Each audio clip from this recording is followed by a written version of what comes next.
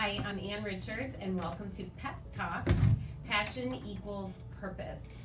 So my mission in creating P.E.P Talks was to interview guests who have taken their life's passion and made it essentially their purpose, so that we can share their stories with our listeners, who then will feel the same inspiration. I'm a life coach, a yoga teacher, a speaker, an exercise enthusiast, and all around life enthusiast. So my guest today is the incredible Terry Stewart. So most of you may know Terry from his long-term running the Rock and Roll Hall of Fame here in Cleveland, Ohio. And he has currently moved on to another venture, which we are going to hear about. Terry, welcome. Thank you. Honored to be here. Pleasure. Oh my God, it's amazing. We have so much to talk about because your story is a long, it's unbelievable. Really We've been cool here all one. day. I hope Yes. the listeners have time. You know? So, first question, what are you doing now? Well, after I retired from the Rock and Roll Hall of Fame, my beautiful wife said she married me for better or worse, but not for lunch.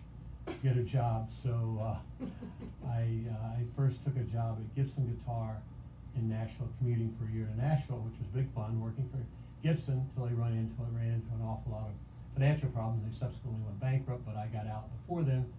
And then some friends that had supported the Rock Hall here in Cleveland asked me to come to El Dorado, Arkansas to help oversee a project that was trying to raise the quality of life in a small town, which would allow them to better recruit people to work in their headquarter buildings and their other businesses down there. So I've been down there commuting for 6 years now, building an entertainment center in El Dorado, Arkansas.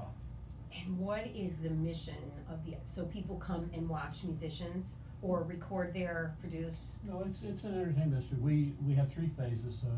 We've raised $80 million. We have to raise another $70 million. We've built a very large children's destination playscape, largest in the state, with water and all sorts of design stuff that you climb and jump and do this. And we built a 8,000 seat amphitheater.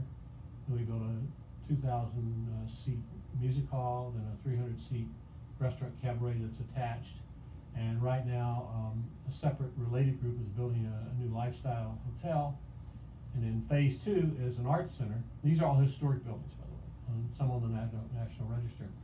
And the idea, again, is to raise the quality of life in a small town. This is a town that's very unique. It's a town that has the #1 educational promise program in America. My wife sits on College Now here, and everybody models it to some extent after El Dorado, Arkansas, where the Murphy Oil Company is the company that's based there, and they have another, it's publicly traded. They have another company called Murphy USA, which people have seen. It's the convenience stores at Walmart. Okay. And they have a hard time recruiting young people to come work in their headquarters in a town of 19,000 in the middle of nowhere. Go another hour, take a left, take the first start in the morning. That's how far away it is. So close as airport? 2 hours, hour and a half. Okay. So there's a regional airport there, but to really have a major airport, it's an hour and a half. And so they created this, Murphy created this program, this promise program 10 years ago, and thought that would really help. And the city built what I think is the most incredible high school I've ever seen, where you can major in art and drama. There's a fine arts wing. There's an endowed chair in every department in high school. Incredible high school, incredible scholarship program, go to college for free. But it still wasn't enough to move the needle far enough. Couples would come there, and one spouse or the other, one partner or the other would say, you know, I lived in a big city, I went to a big university. This is beautiful. I know my children go to college for free, but I don't know what I'm going to do here the rest of my time when I'm leisure time. So we looked at a feasibility study around the region and came up with the idea of basically people want all kinds of entertainment. They want really good food, they want really good service, and they want something for their kids. So we started down this road, and we built this. We opened a year and a half ago, and we've been programming it. We program it weekly, we program it monthly. We have everybody from Brad Paisley, Migos, Cardi B, right now Walk the Moon, Lovely the band, yeah. New designs, Brett Young. We have a lot of Christian shows. We have a lot of gospel shows. Cool. So we do a little bit of, and we actually are doing Latin shows because of a very large Latin population there too. So we're covering all the bases entertainment-wise, but it's something that's going to take a long time to build a destination for, besides the 19,000 people that live there. Sure. So that's the challenge: is continue to market and continue to raise money to finish out the art phase, and then the final phase, phase 3, is we have a 1928 vaudeville theater that we're going to redo. That So, sounds amazing. It is, and interesting enough, our architect is Paul Westlake, who's from Cleveland. Really? Yeah, Westlake Associates, yes. So if someone wanted to look this up, what was it? Is there a website or what would Sure, it? eldofest.com, Eldofest. ELDOFEST.com. Okay. And they'll see what we do and where we're at and all the pretty pictures, and I invite everybody to come down to Arkansas. Most people haven't been to Arkansas. You probably Sounds haven't been to cool. Arkansas. I've never been to See? Arkansas. Right I'll here. have to go now. Yeah. So, Sounds interesting. thanks for asking.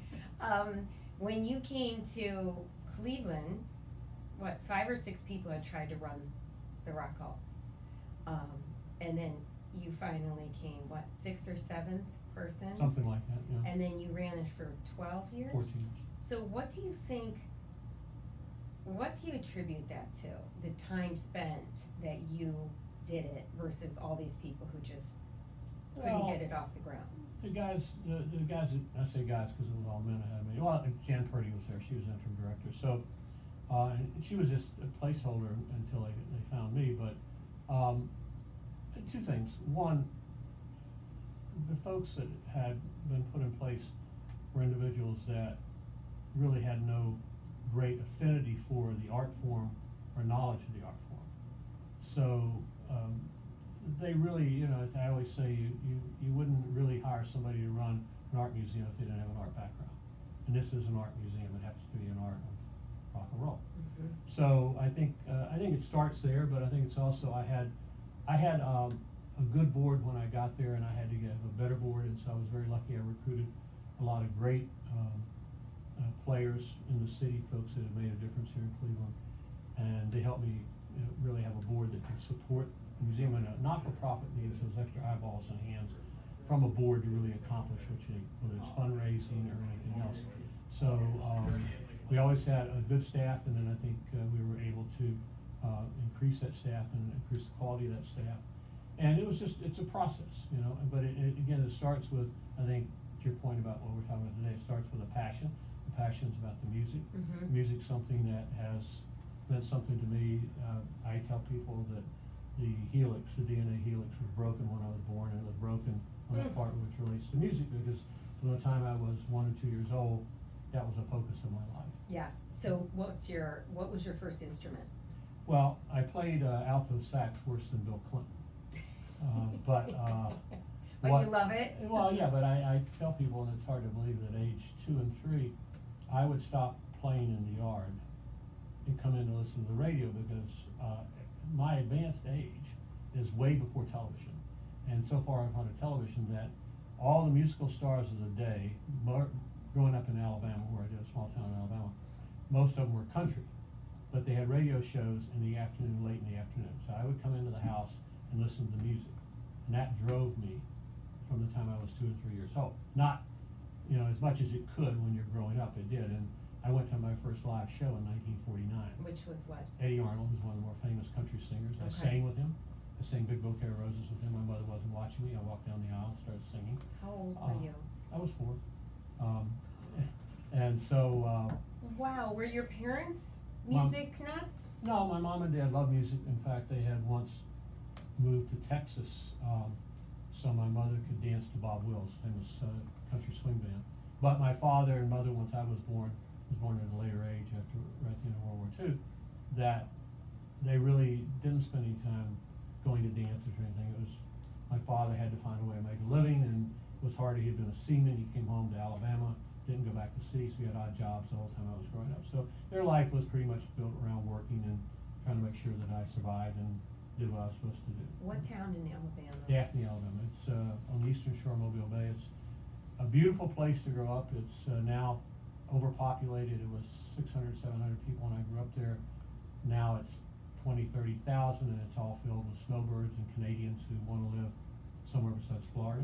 So they live on the water in Alabama, and you know, it's great hunting and fishing and seafood and things like that. And the weather's a little more temperate than Florida, and even though it's gotten to be overcrowded, it's still not overcrowded the way that southern Florida is. So that's where you remember loving music. Yeah, no, I started, you know, I grew up loving records and got my first records in 1948. I still have them. went to my first show in 49, started buying my own records in 51, started going to shows in the mid-50s.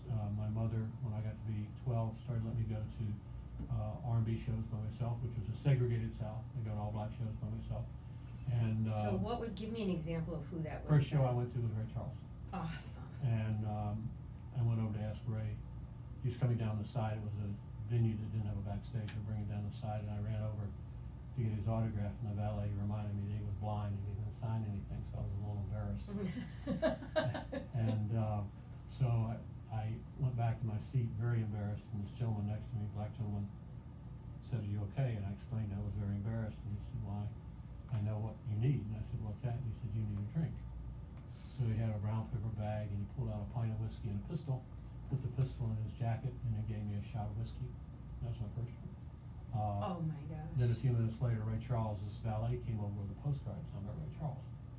And the story I tell about that is that when I first got here in Cleveland for the Rock Hall, Sally, my wife, and I were invited down to be part of the opening of a new theater. A theater had been renovated in Akron, and they had Ray Charles to open it.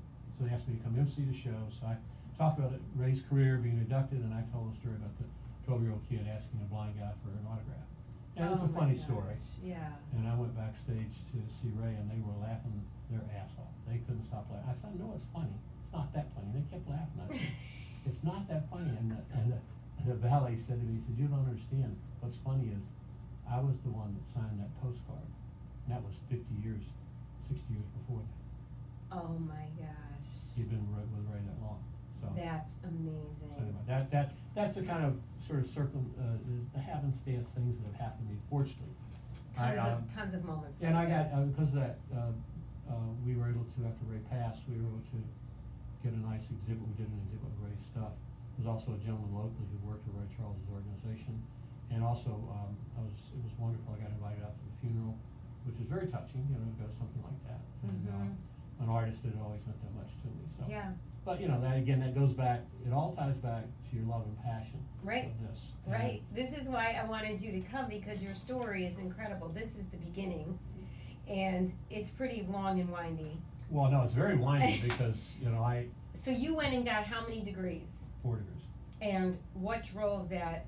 To explain what they were. The well, 4 degrees. my mom and dad, my father was born in New York City. He was an orphan. He was raised in New Jersey, and he went to Muhlenberg College for a year and played football. But then the crash hit in '29. He had a scholarship. He felt like he should go. He had papers to go to sea, and he decided he should go to sea to support the people who had raised him as an orphan. So he went to sea, and he eventually put into Mobile, Alabama, which is a big port. Met my mother there, and my mother ran away from home in the 10th grade in Mississippi to Mobile. She never graduated high school.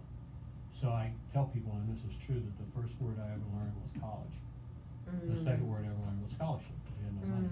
So I was always going to go to West Point because I didn't have anybody to tell me how I could go to college for free, since I had no money. I didn't realize you could go.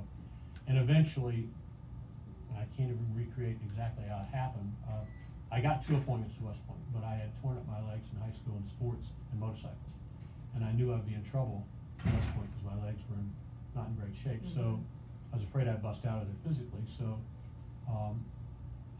I somehow applied to Duke, which was, I got into Duke, but I didn't apply to any Alabama or any of the schools in Ohio State. But I didn't get any money, and I didn't know how to get money. And so somehow, my father was raised in Jersey, right near Rutgers. I'd gone up, I'd seen Rutgers, and I applied, and they gave me a full ride to Rutgers. So I went to Rutgers. That's the reason I went there. And I got 2 degrees there because I didn't. If you were a kid, a male growing up in the 50s, and you were good in school, usually you became an engineer. So I decided to be an engineer, which was one of the worst decisions I ever made in my life. I hated it. But Rutgers fortunately had a program where if you took just a shitload of credits for 5 years, every semester, you got 2 complete degrees. My second degree was in education, which meant I got to take, I took languages, and I took lit, and I took soc, I took psych. I took all the things you don't really take in a liberal arts course. Yeah. But I took that on top of the engineering, which kept me sane. Sure. And a little more creative. Yeah, well, no, it was more. That was the most interesting part. I mean, I actually partly talked my way into I got into grad school, I got into Cornell, and they had a double program where you got your Juris Doctorate in law and you got your MBA in finance, and I got those. Wow. But the way I got there, part of the needed money there too, was I went to the Dean of Engineering and showed him my transcript and showed him how bad my grades were as an engineer and showed him how my good grades were as in my other degree. And he said, "What's your point?" And I said, "Well, actually, you don't want me to be an engineer. I promise you, you don't. And I really need a letter of recommendation." So I wrote me a letter of recommendation. It was salesmanship is what it came down to. So that helped me get over the hump and get into Cornell. And I got a full ride to Cornell for 4 years, and I liked it so much I turned it into 5 years, partly because of music and rock and roll.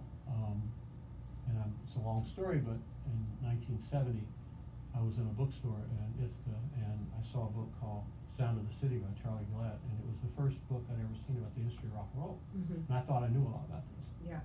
And I picked this book up and I'm reading in the bookstore, and the cover had sort of a family tree on it where everybody had come from. And I didn't recognize 90% of the names. I said, "Who are these people?" I felt like an ignoramus. And so I bought the book and devoured it and made lists of people I'd never heard of.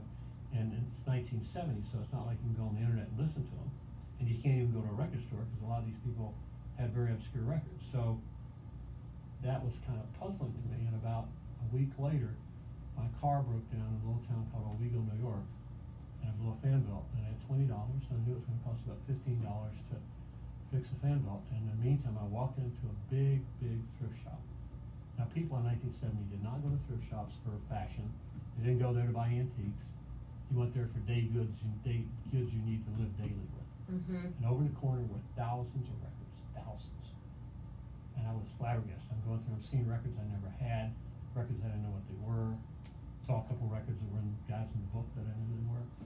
And went up to the woman, I had $5, and I said, "I don't have any money. Can I make a deal on this?" And she said, "Honey, you seen how many of those damn records we got?" I said, "Yeah, you got a lot." She said, "Here," I had a box full of about 500 records. She said, "Here, give me $1."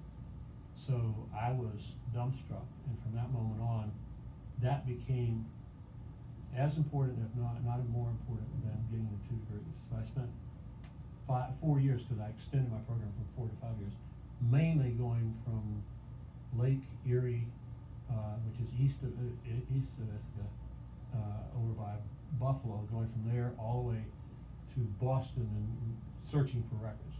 I had a girlfriend in Boston, so I just roamed the countryside looking for records. And that was, but I had no sense that you could do that, anything around that for a living. So you were just exploring and learning the musicians. That's all I was So doing. most of them you had never heard of. No, and you're just I was listening finding to the music. finding stuff Yeah. constantly. And there's a subculture of people that collect records that's wacky. Yeah. Really, like most subcultures, they're just it's off the wall. And so by doing this, I slowly ran into people that were doing this too, and met them, and then got smarter through them, and then more books came out, and then I graduated from Cornell, and I had to do something, so I took one interview after 10 years of college, cut my hair, which was down to my shoulders, full beard, the whole bit, and became a banker. Where? Hartford, Connecticut. Again, a terrible decision. So were you they just going to concerts on the weekends and listening well, to music? All I wanted to do was get a job that will pay me enough. But you got to remember, I still, records is where my focus was, but comic books, records, and movies, always. You were obsessed with. Yeah, no, pop culture. Okay, so was comic books, did that start when you were young as well? Yeah. And what was the one you loved? Well, eventually I wound up running Marvel Comics, but Marvel basically didn't exist in the 50s when I'm growing up, because it's really DC. It's Superman, The Flash, Batman, that sort of stuff. So, but I read cowboy comics, I read the Duck and the Mouse comics, I read everything, and I had a big collection. So you got the banking job because that was still in, you had to get a degree and you had to work and you had to make money. I went to one interview. I bought a corduroy suit and a bow tie, which is not how you should interview coming out of Cornell. No, you shouldn't. Bad idea. But I got a job. But they liked you. Well, I met a guy who had gone to Cornell who was recruiting for the bank, and I played a lot of basketball, and I happened to play basketball with him the night before the interview, and he thought I'd be pretty good on the team, the bank's basketball team. So it was one of those crazy circumstances where it all came together. Yeah. Which are the best. Yeah. And that just was a path that took you there for a reason. How long did you stay? I couldn't get out of there. It took me 5 years to get out. Okay. And then what did you learn? Well, I don't know, it was first practice, I mean, I had worked in the summers in Alabama as an engineer. I worked in paper mills. And, I was a mechanical engineer in paper mills, and I hated every minute of it, so I know I was never gonna do that. And so, when I got to the bank, I had my MBA in finance, so I got to use my financial knowledge to do that. And, you know, I've met a lot of nice people, but I just didn't care for banking as a product or a service. Right. And the problem is most bankers, if they want to leave the bank, they either get a job in another bank or they get a job with one of their customers. And I didn't like any of the customers I had either. So I started trying to find out how can I go to a different, how can I go this food chain? And so I started answering ads in the Wall Street Journal. And I was pretty successful in getting interviews. Sure. And I got an interview in New York for a company called Continental Group, which was the largest packaging company, Continental Can. And it was with their merger and acquisition and strategic planning group. I had no experience in it, but the guy who was running it liked my engineering MBA law degrees. He thought that would be very useful in what we're doing. So I spent 6 hours one day. I drove from Hartford to New York down to Stanford, where I took a train into New York, and I stayed there all day. And then I got back and I drove all the way back to Hartford, and I got a phone call in my little apartment saying I had a really good interview, which I kind of figured I did since I was there all day, but they had a couple issues.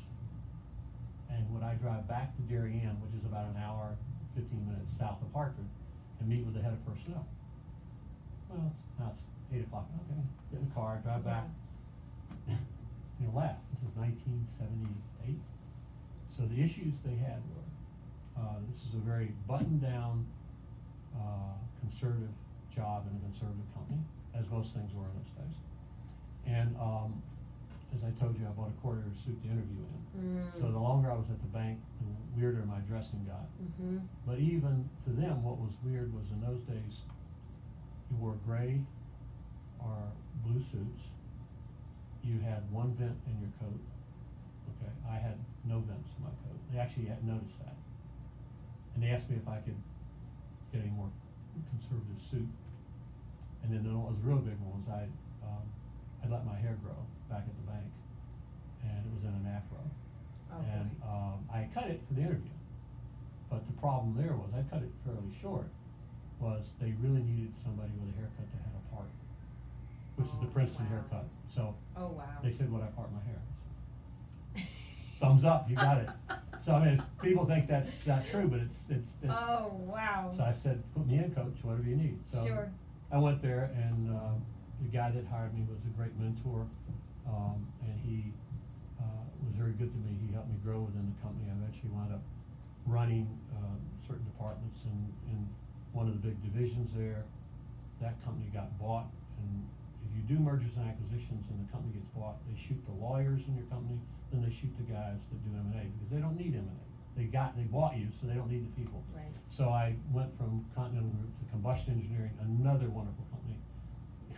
Both these companies were so difficult for so many reasons, but they were also products and services I could not relate to. Okay. So I'm in Combustion Engineering. So now you're living in New York. I've moved from New York, lived in New York originally, and I moved to Stanford, where Continental moved their headquarters. Okay. And then when they got bought and dismembered, then I moved across town to Combustion Engineering, mergers and acquisitions, strategic planning, and they got bought. So I actually lost my job again. And this time, the marriage wasn't going so well. And so I couldn't fix anything. I couldn't get a job. I was waiting and waiting to get a job. So I finally just decided I'd leave the marriage and just adios, I'm gone. And a great story that happened to me is I went to a bar with my assistant who lost her job too. Okay. And she was moving to California to finish her degree and everything. And so the guy that owned the restaurant, I'm telling the story about what had happened to me. And I also called my best friend, who was the best man at my wedding, who lived in Hartford, which is an hour north of there, and I need a place to stay. And it was silence, crickets on the phone. And he said, well, Terry, he had a 5-bedroom penthouse apartment. He was very successful. He said, I have a new girlfriend. It'd be very awkward. I said, John, I have a place to live. I just left, and I work, and crickets again. So basically, I expletive deleted hung up the phone. So you know who your friends That are. was the end of my friendship with him. Mm-hmm. Went to the bar with my assistant, started drinking. Yeah. And the bartender was listening to this story about my best man. That was my job. My best man was the man. The bartender says in his broken English, that's a bad story. You come live with me. So I said, you don't know me. He said, I got a big house. Well, he wasn't the bartender, 5 restaurants in Fairfield County. So he's off the boat, immigrant, had been incredibly successful, took me in, and I lived with him for a year. I had no place to go. I had no job. I did a little consulting. What an angel. Oh, no. And during that time, the headhunter that I was working with knew that I had this passion for pop culture. Mm-hmm. And we were trying to find another M&A job, merger acquisition job. Came close to times. And then he got the assignment to find the next president of Marvel Comics. And he knew I had a comic book collection, I had this record collection, and I lived inside of pop culture. And he said, you'd be perfect. I looked around the room like, really? And I thought, well, yeah, maybe. I never thought, this is about passion, but sure. As I tell people, don't back into your life. Mm-hmm. And I backed into this. I mean, I did things right with the degrees and the business and all that, but it wasn't focusing on where I should go. Right. And I kept taking these jobs because they were there, because they were good paying. Half the reasons people take jobs. Sure. So, the company was owned by Ronald Perlman, who's a very famous financier who owned Revlon and a bunch of other companies. And they were looking for somebody to run Marvel who had a transactional business background, which I did, and who was a collector and would run it also as a collector and as someone who loved the art. Mm-hmm. And I always joke and say, they interviewed for a long time. They interviewed me, and I think I scared them because I started talking about all the things I wanted to do, trading card companies and blah, blah, blah, blah, blah. And took 9 months to get this job. So fortunately, I was living with this guy for 9 months during that period. And I eventually get the job, and and then the rest, as I say, is history. I was there for 7 years. We unfortunately had a very difficult ending because of some things that happened with the financing of the company, and eventually it goes bankrupt. And when it goes into bankruptcy, I wound up working for somebody who took over the company. I was on the board of directors. We'd gone public, and it was just a hot mess. And so, did you love your time there? oh yeah, no, and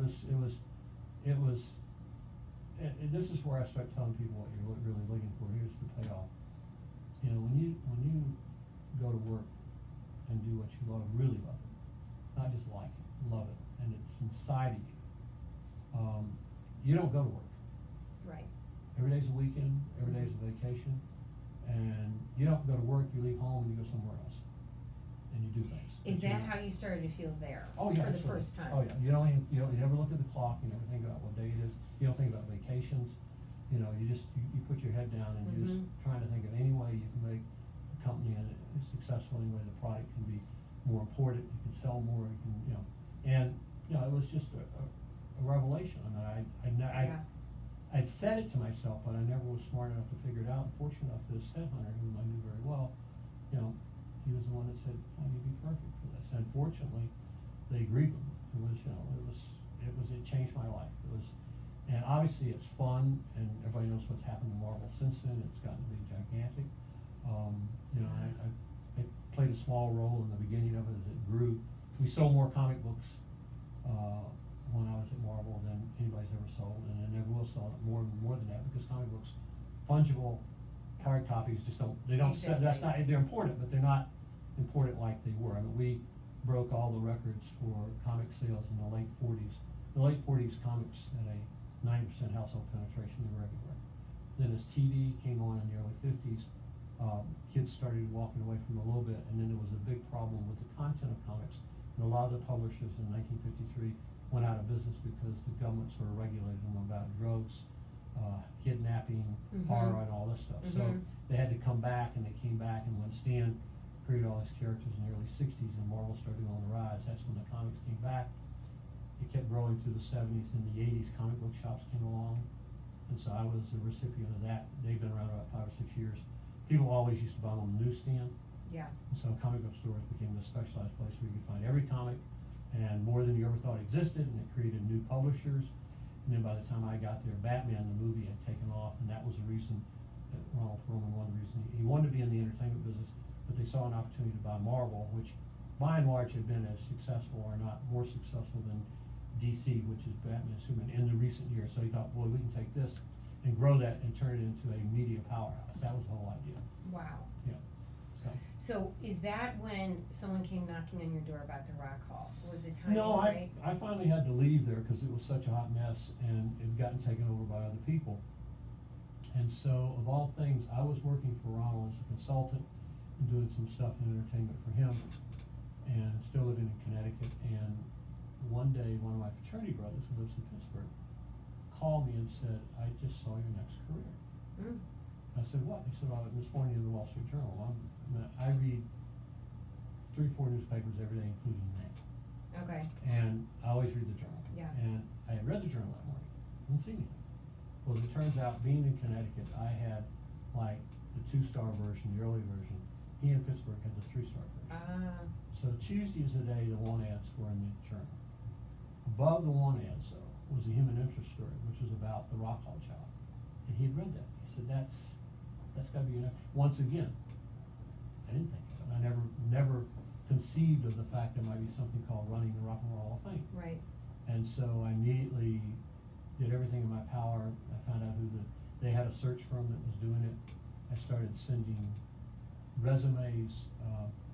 My wife, whom I just started dating, had made a video of my house, which is filled with jukeboxes, posters, records. Yes. It's a shrine to rock Yes. and roll. And finally, the headhunter here in Cleveland called me and said, "Please do not send anything else. We know where you are. We know who you are." And fortunately, Jan Winter was one of the founders of the Rock Hall in Rolling Stone magazine. Sure. And Jan knew Ronald Perlman. Got it. And he knew Ronald also knew Ahmet Ertegun, who was the other founder of Atlantic Records. So, at least on a one-on-one basis, they had a recommendation from Ronald that I knew what I was doing, and that I was a good businessman, and that I knew pop culture inside and out. So Yeah. that shortened that process. That process, once I got in the pipeline, was very short. It was the shortest of any job interview I ever had. And I was here within like a month and a half, maybe 30 days I got the job. Now I got here in December of '98 and started officially January 1, '99. So were you jumping for joy? Oh, yeah. Was it Well, like it's hard to imagine. I just walked out of what I thought was the greatest best thing. find in my life, Yes. and here was one that, whether it was going to be as good or better, but it certainly had the potential because of how it played was on my your heartstrings. passion. Yeah, and again, same thing. I mean, you don't, once you do that, and once again, I got a chance to do it again. So that 14 years there and 7 or 8 years at Marvel, you suddenly got a career that was meaningful, hopefully in what you did to the outside world, but very meaningful to yourself. Mhm. And that's what I just advise people, young people particularly. And it's hard. I mean, a lot of the jobs that people want, these passion jobs, whether it's movies, comic books, or records, the business pyramid is very small. Yeah. So there's not a lot of jobs. Right. It's hard to get them because a lot of Mhm. people want very few Yeah. jobs. And you have to be, sometimes you need to be creative, you need to have a background, you need something, bring something to the table. But like we had some folks that wanted to be at the Rock Hall, so we had a couple people that had bachelor's degrees. I think we had one had a master's degree that agreed to take a job, minimum wage, walking the floors as a service rep at the Rock Hall, so they'd have a chance to get inside the offices and be a curatorial or something else. So that, it tells you again, do what you gotta do To to be able to do what you wanna do. Yeah. Yeah. And that's still the same.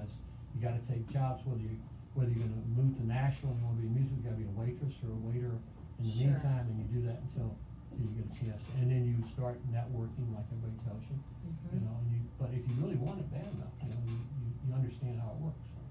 How did you feel about coming to Cleveland? Oh, it's funny, my wife and I, we just got married right before we came, literally the day before we came. And, she was very ready to change her life. We both loved Connecticut. It's a Yeah. beautiful state. And I love living in New York, which everybody should live in New York once, but I Yeah, lived there twice. I did that. Yes, and I was also ready for a change, and I never I mean, I knew the bad stories about Cleveland, but I also been around a block time or two to know that every city has an awful lot to offer.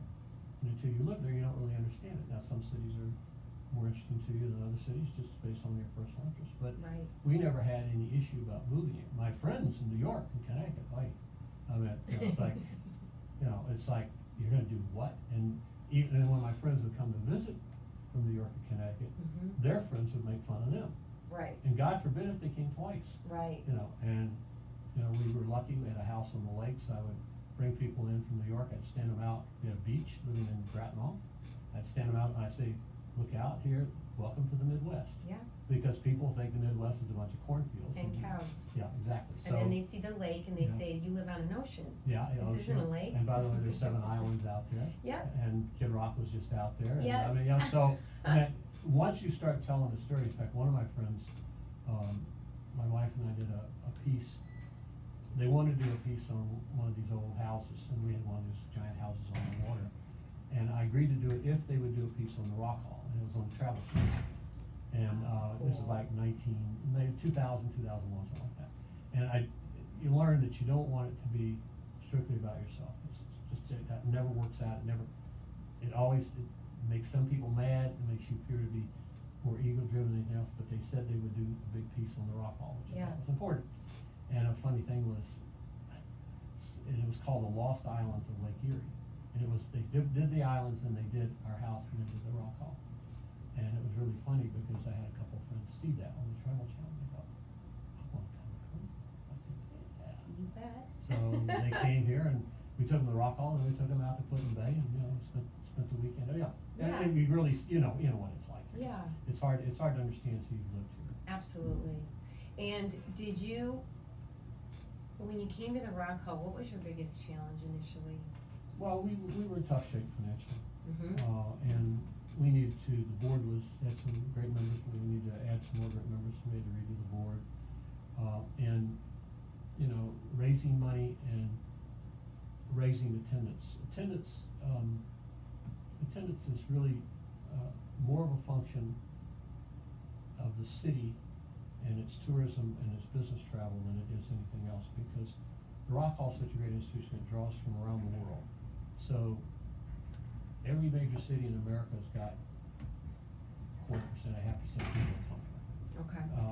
Every country, it's 100 countries every year, and there's no way you can promote or advertise to all those. There's no way to promote or advertise to all these cities and countries that we're here. So you keep the museum new and fresh. You do new exhibits for PR purposes, which is earned media, free advertising. Sure. And you just remind people that you're there. It's the Yeah. same reason I did satellite radio while we have Sirius coming out of just broadcasting around North America, coming out of Cleveland, Ohio. Yeah.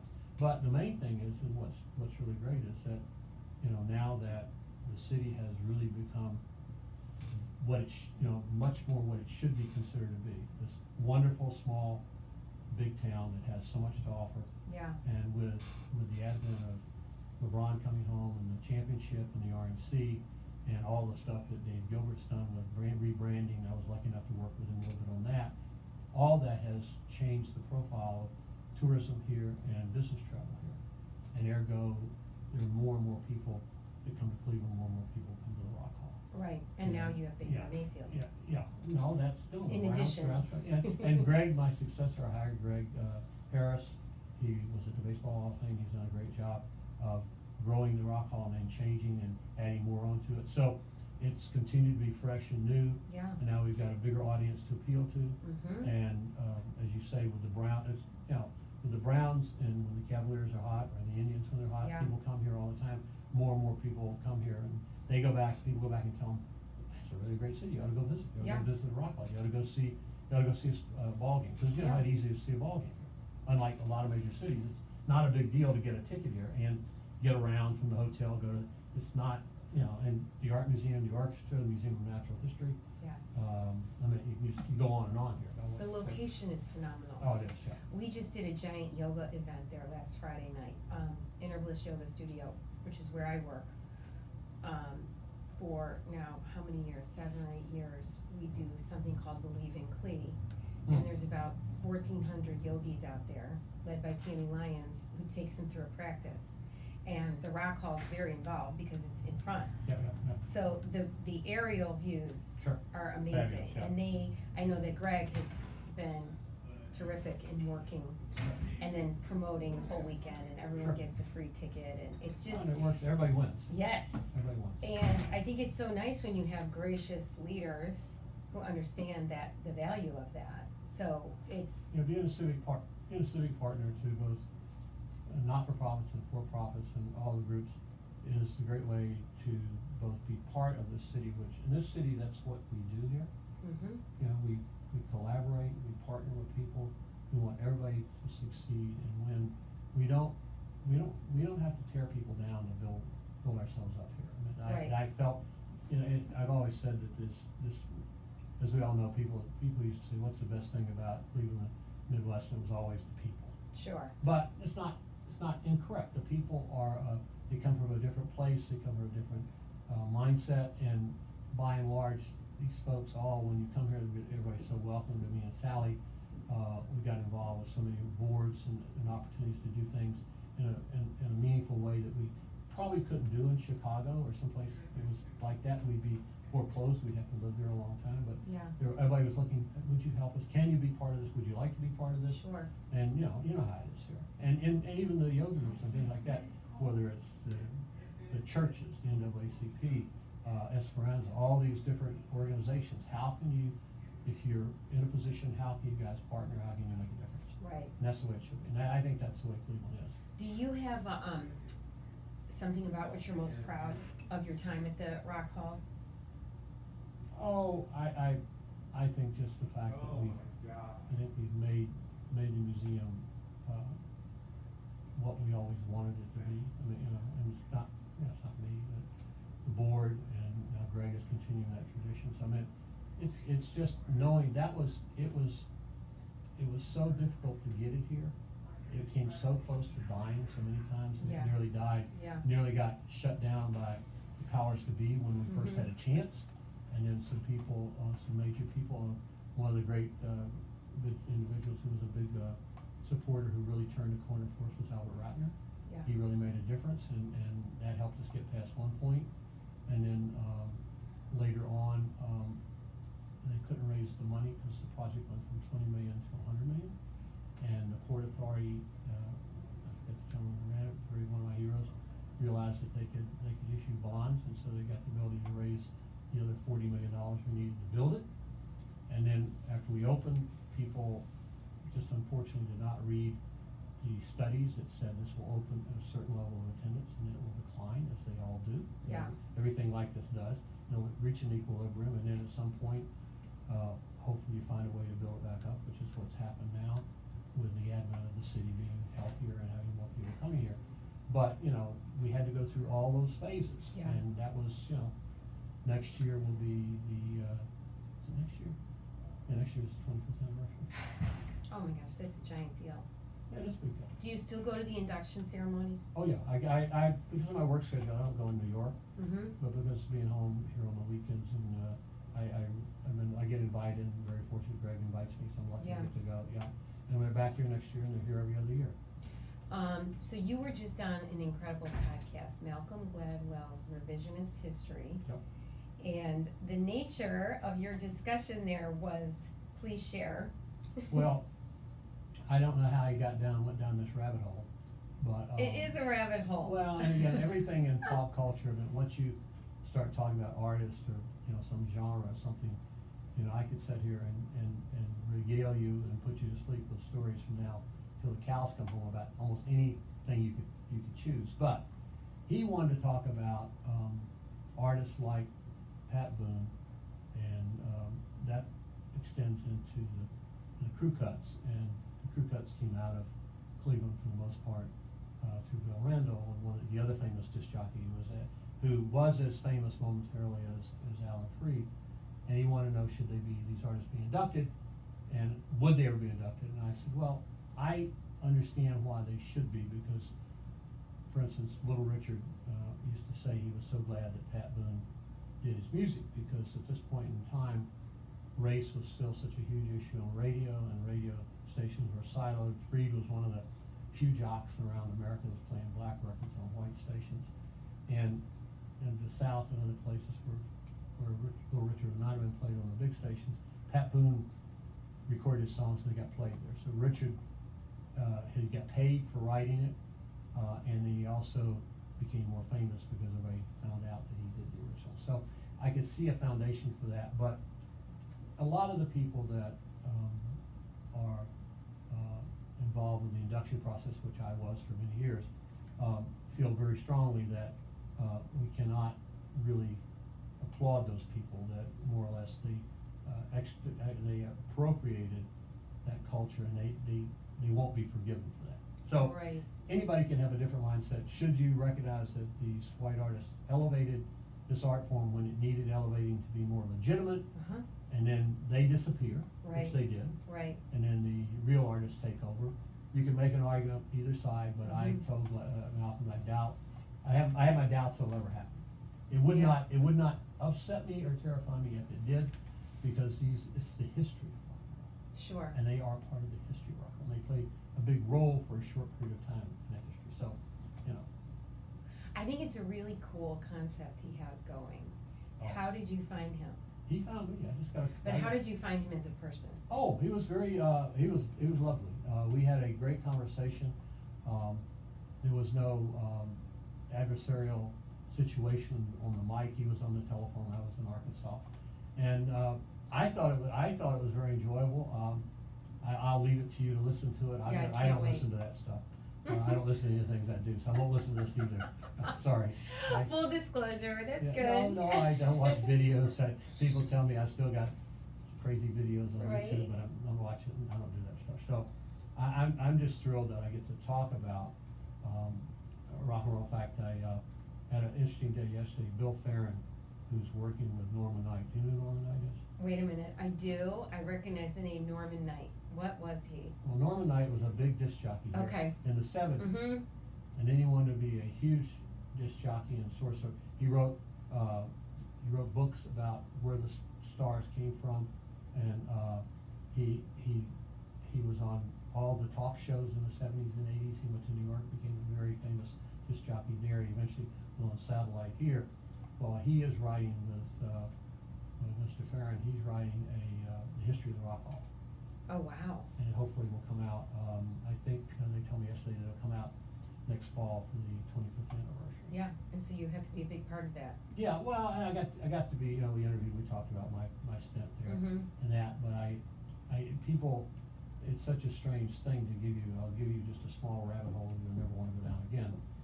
That the first record with rock and roll in the title comes out in 1923. Okay. And Little Richard and Bill Haley and Elvis and Chuck Berry, they're the sort of flashpoint of rock and roll, but this starts long before. It's an African American art form. The term rock and roll is used extensively in the 20s, 30s, and 40s. And in the 40s, there are a gazillion records with rock and roll in the title. Long before we hear about Alan Freed or anything else, that's where Freed got it from. He knew the term. Okay. But of all things, his first record in 1923, My Daddy Rocks Me with One Steady Roll, so it's about sex. Okay. By only black women recorded the blues right at the beginning of the blues reading recorded in the early 20s. She was one of those, Trixie Smith. But this record actually became very popular, and also is the foundation for Rock Around the Clock, because in the record she actually talks about what she's doing at 1 o'clock, 2 o'clock, 3 o'clock, 4 o'clock. So it's another 40 years for the song Rock Around the Clock. But what's even more interesting, and that's why I've been here a few years, is that we talked about cover artists like the Crew Cuts and Pat Boone. Well, in 1925, which is 2 years after this record is recorded by Trixie Smith, this original African-American artist, in 1925, right here in Cleveland, Ohio, Harold Ortley and the Ohio State Collegians covered that record with a white version of it.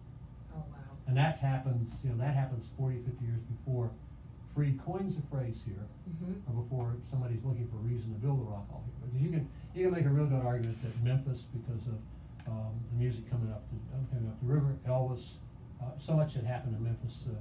White and black races joined together in music. You could argue in Sun Records, you can argue easily that Memphis should have been home rock roll, and they thought so, and they fought desperately for it, and they failed miserably. And if you know the story, we had a phone call on USA Today in the paper after we were awarded the Rock Hall. USA said, "That's ridiculous. It's there's gotta be a town that more wants this than Cleveland, so they mounted this phone call for 50 cents, you called Oh my in. gosh. And, everybody assumed we'd lose, and the people here in Cleveland magnificently got behind it, the radio stations got behind it, everybody got behind it, so at the end of the day, there was 110,000 calls from Cleveland, there was 7,000 from Memphis, so they're still, I know. they're That's still, they're Cleveland still for you, struggling, right? they're still struggling with Always. Memphis. We have such So, good fans here we of do. everything. Yes, and I love the story about the Ray Charles. Do you have anyone else that the celebrity encounter was off the charts, or the coolest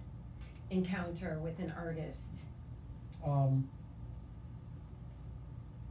I've been lucky. I tell people that as the head of the Rock Hall, there were reasons to meet artists and talk to them. There are other reasons just to meet them. And you have to be very careful about being gushy and saying too much, because they've heard everything 1,000 times. And I always said that as the head of the Rock Hall, I was the guy that took care of their stuff. Mm-hmm. And I tried to play down, I think that's the way to look at it. And to memorialize you and take care of your name, and we're proud that you entrust us with that, with all that. I told you that Eddie Arnold I sang with in 1949. Well, he was honored by the Kennedy Center of the Arts, and I got to go to the White House for the dinner. And he was sitting over in the corner by himself, early in the evening, and nobody was talking to him. I don't think anybody really recognized him. He was 87 years old. Oh my goodness. And so I walked over and sat down, and I poured my heart out about the fact that I had loved him. I bought his records. I even had one of my friends in Cincinnati was able to get me the transcriptions of the radio shows I listened to from 1946 to 1950 on CD. So I have those. I can actually listen to shows I listened to as a kid that inspired me. And I just went on, and as I just said to you, be careful about doing this, because you pour your heart out, and Eddie Arnold's a wonderful gentleman, really one of the nicest men in country music, and probably one of the biggest selling artists of all time. He looked me right in the eye during the story. He put his hand on my shoulder, gave me that little squeeze, and he said, "Son, do you know what time supper is?" So I was, see, that's, Back to reality. Yeah, that's, yeah, I mean, You're having the moment. Yeah. Who was the president at the time? It would have been, I think it must have been Bush. Okay. Because there was a lady on my board, H.H. Leonards, whom I met in D.C., who was very, very helpful and instrumental, helped me raise a bunch of money. She's still on the Rock Hall board. She invited me to a bunch of things in D.C., and it happened to be that night, and it was really a funny night, because she has a way of combining people and putting people together that's really almost supernatural. And it happened to me a number of times with her. But that night we were at the dinner table, and Eddie Arnold wasn't there. We were sitting next to the Bergmans. The Bergmans are very famous composers. They wrote The Way We Were, Windmills of My Mind. Lovely couple, very famous. And they're sitting over here, and H is her real name. H is her real name, little H. And so she's sitting between me and the Bergmans, and she's talking to them, explaining who I am. And they explained to her that rock and roll really wasn't their cup of tea. And so the woman sitting next to me she was throwing back the scotches, and she and I were having a great time. She was older, and she said, "Where are you from?" And I said, "Little town in Alabama you never heard of." She said, "I've been around. Try me." And I said, "Daphne, Alabama." She said, "Me too." No. It was like Miss America from 1940 something, who had gotten invited to the dinner. So I tell that story because H was very important to. She helped me find the money for the John Lennon exhibit, and we got that. It was right early on when we were struggling financially, and she helped me find the money for that. So have you met most of those big artists who have their guitars, clothes? I met a lot. People ask me, like you asked me, I think meeting, because the Beatles were very important to me, meeting Paul McCartney for the first time, and again, being on a mission. I met him when he was inducted individually, and he wasn't going to come to the inductions in New York, and then he wasn't going to talk, and then he wasn't going to sing. And as the night went on, and he got happier about everything, He jumped on the stage, sang, and he was at an after party. But he'd gotten us the rights. Linda, his late wife, by the way, the Eastland family is from Cleveland. She was in Eastland, and so I didn't know they there were was a from connection. Cleveland. There was a connection Okay. back to Cleveland, and Linda had this. She was a photographer. That's how she Yeah. was called. She had this photographic exhibit. He put it together after her passing, and it opened in a small museum in Greenwich, Connecticut. And so I had called there, and then they had said, talk to Paul. So we talked to Paul, can we get it to Rockwell? So I came here the next one. And then Paul had agreed that when it stopped touring, that we could have all the photographs, which was nice. Very nice. Put in my archives and all that. So that night when I was gonna meet Paul, had a chance to, I wanted to go over, and the main thing was go to say hi, Terry Stewart and Rock Hall. Thank you for your generosity for all that. Yeah. And so I'm standing there, and I'm waiting to say hello. And I've been on another board. I've been on the Rhythm and Blues Foundation board since the early '90s, and we take care of all R&B stars. And on that board, extraordinary board. On that board was Etta James, Chuck Jackson, Jerry Butler. I'm having a brain fart now. Long-term friend, redheaded blonde singer inducted. Got a white streak in her hair. Bonnie Raitt. Bonnie Raitt. Oh, Yeah. she would tell me if she hears this stuff. I got her name for a minute. She's been so good to the Rock Hall. Yeah. And been such a good friend for so long. But she's standing there. I go over. She sees me. She says hi to me. And then I'm waiting to say hello to Paul. Paul's arguing with the guy, the lead singer of the County Crows. Not arguing, but discussing songwriting. And suddenly he looks over at me, and I had on this wild Gautier tuxedo jacket with rhinestones. He looks over, he looks, and he goes, "Hi, I'm Paul McCartney." He introduces himself to me, and I thank him for the Linda exhibit. And he grabs the lapel of my jacket and he goes, "Nice piece of schmuck, the young man." And I said, "A Beatle told me." Oh. So, I mean, that I just tell that story because it's, Oh, I love it. Yeah, it meant something. And I tell the story that I met Pat Stamino a couple times, and before he passed, and we did some stuff with him in New Orleans. And he had early Alzheimer's, but he always dressed himself every day. He was so sharp. And one day he came down and he went. Second day I was there, he was mighty clean, mighty clean. So it's, you know, those kind of things where it's sort of off the cuff. Yeah. And those are the conversations, and because of some of the older artists, there's not as much attention to pay to, and I have such a love of those early days of rock and roll and such a strong knowledge of it, I was able to often have a better relationship with some of those because they have less going on. You know, they're always looking for it, and I couldn't help them, but I would try to help them in certain ways and that sort of thing. So, you know, it just was rewarding. It's so rewarding to know some of the people that I idolized as a kid. Yeah. You know, and only fewer and fewer are alive now because it's been 70 years now. Sure. So it's. What is one of your favorite or best concerts? I know that's gotta be. I have a couple.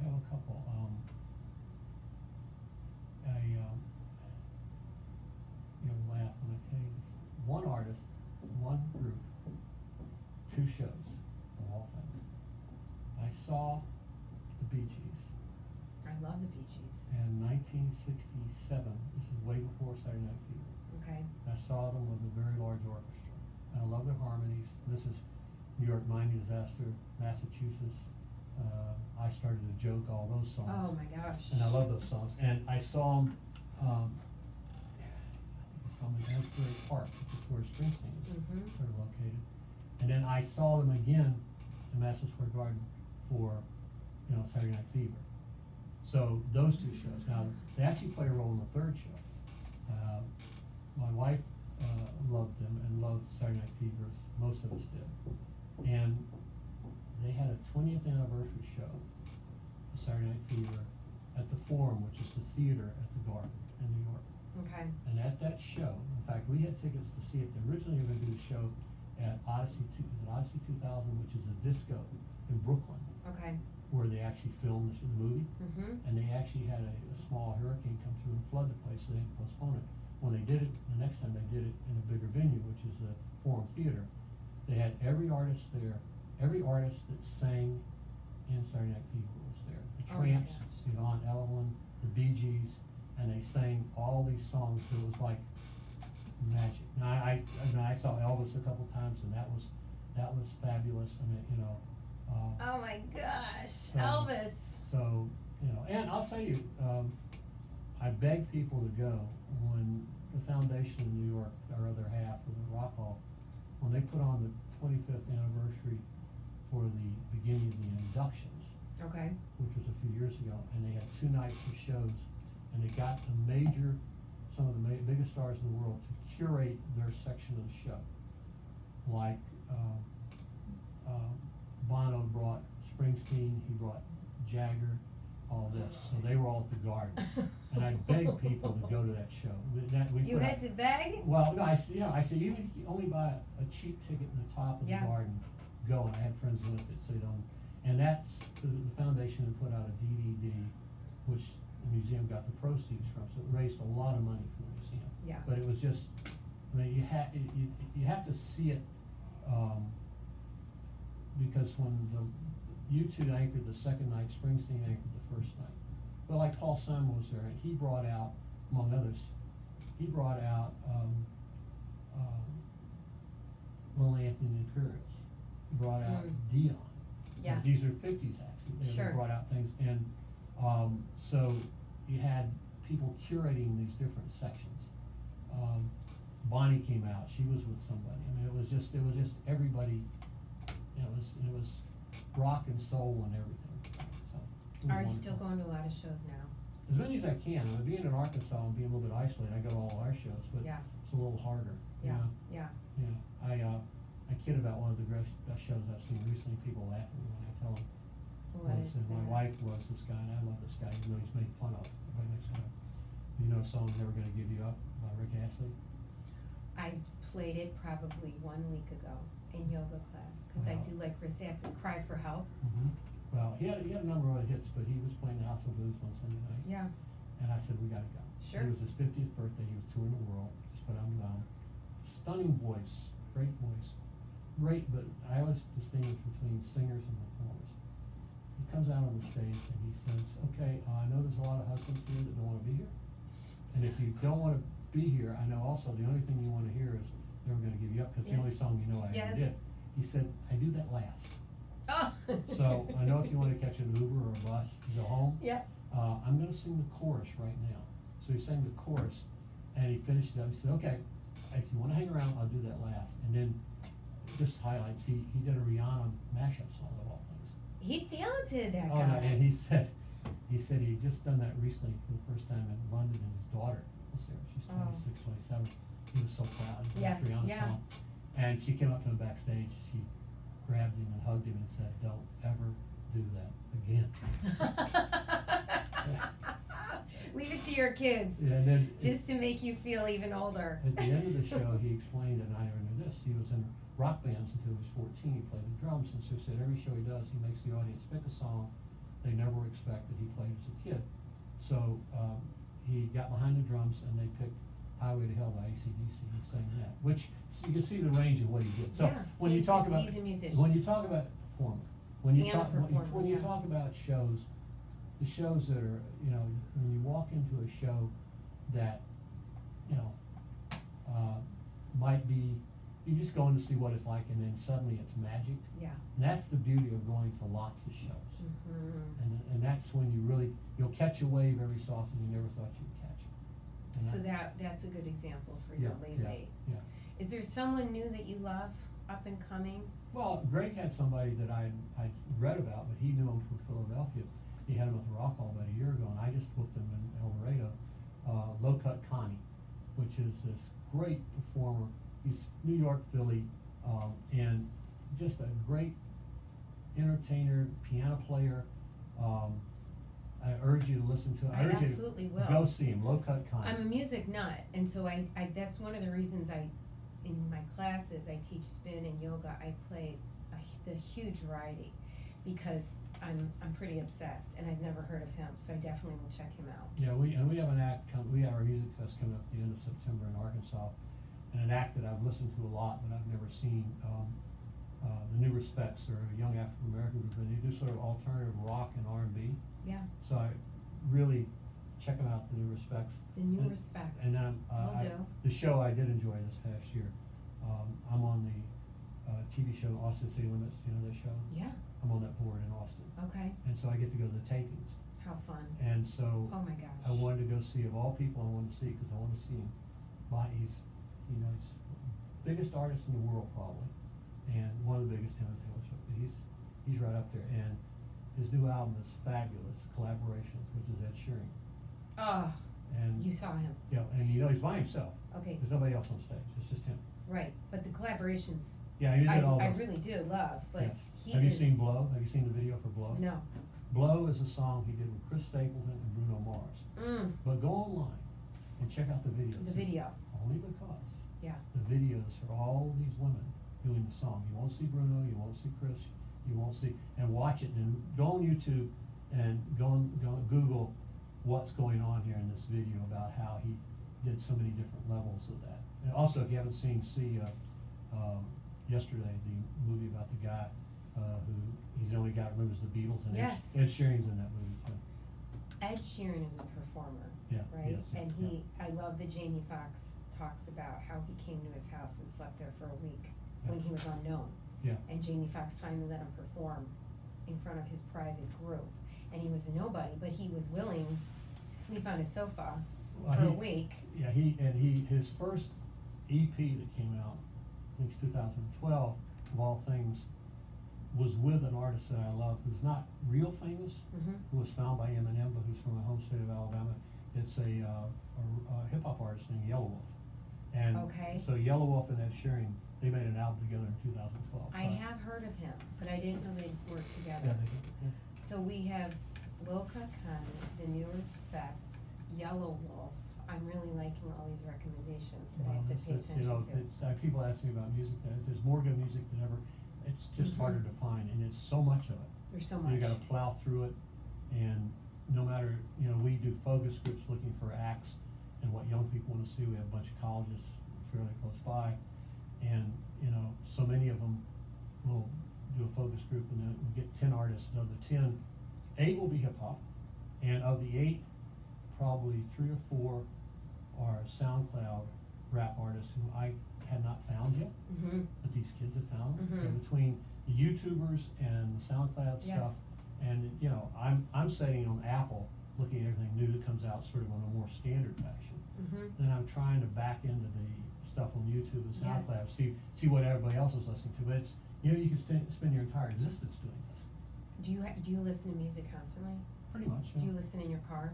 Oh yeah. Sirius? Yeah, Sirius. What are your favorite stations? Sirius and Apple. Well, I set on Channel 2, which is hits. Yep. I set on 5 and 6 because I love the 50s and 60s. I set on 49, which is soul. Heart and Soul. Heart and Soul's 48.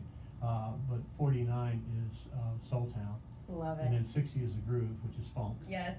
And then my guilty pleasure is, which has just ended, which is Yacht Rock on 7. Mine too. Obsessed with Yacht Rock. But we have a boat, so that's the only station that is allowed on the boat during the summer. My other favorite channel, which is tied to R&B and early rock and roll, but is one of the weirdest niches in America. If you don't know it, do you know what beach music is? Yes. Okay. Well, 702, which is online on Sirius. Okay. Is beach music. Got it. And it's all the stuff that they do the Stag to.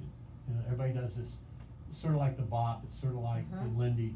They do the Shag in the Carolinas. Yes. And they do it to these records, and the records go back to the 40s, and kids grow up down there knowing records from the 40s that nobody else in America knows.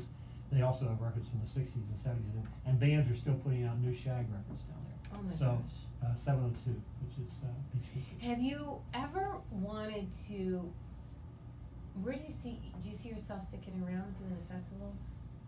In Arkansas. Have you ever wanted to get more involved with artists personally, or do you like the side you're on? I like the side. It's a better side for me. Yeah. It fits my personality better. The only thing I hope to do, and it's been 5 or 6 years, as long as I've been in Arkansas, we've been working on this. I have some partners in Chicago. We're trying to build the first ever blues museum in Chicago. And we got all the money, we had the location, then we lost the location, lost some of the money, now we got all the money again. So we're hoping eventually, it's the unfulfilled promise, our brand of Chicago, because, you know, people come from around the world to Chicago thinking they're gonna hear the blues or see the blues and think they can go to a blues museum. There's never a museum in Chicago, there is a small blues museum in St. Louis, but this is about the Chicago blues, which is Muddy Waters, Howling Wolf. The songs coming up the river, the Mississippi, and being electrified in Chicago. And the relationship that has to artists like the Stones, Black Keys. Sure. That's what this music, and that's what all this music's based on. Yeah. At one level, it's all African American, you know, rhythms and beats and syncopations and things. But to try to have that museum, if I can have one more bite of the apple, if I can have one more thing to do, and it's sort of like we talked about Chicago.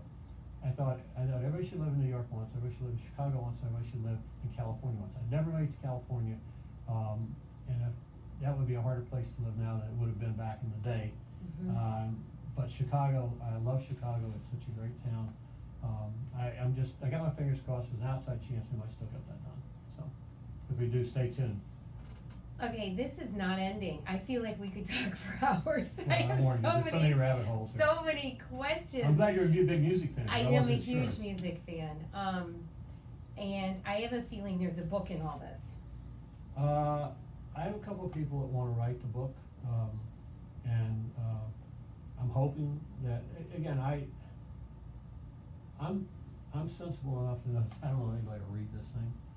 But you know, my wife wants me to do it, and because I've been in some interesting places at the right time. Yeah.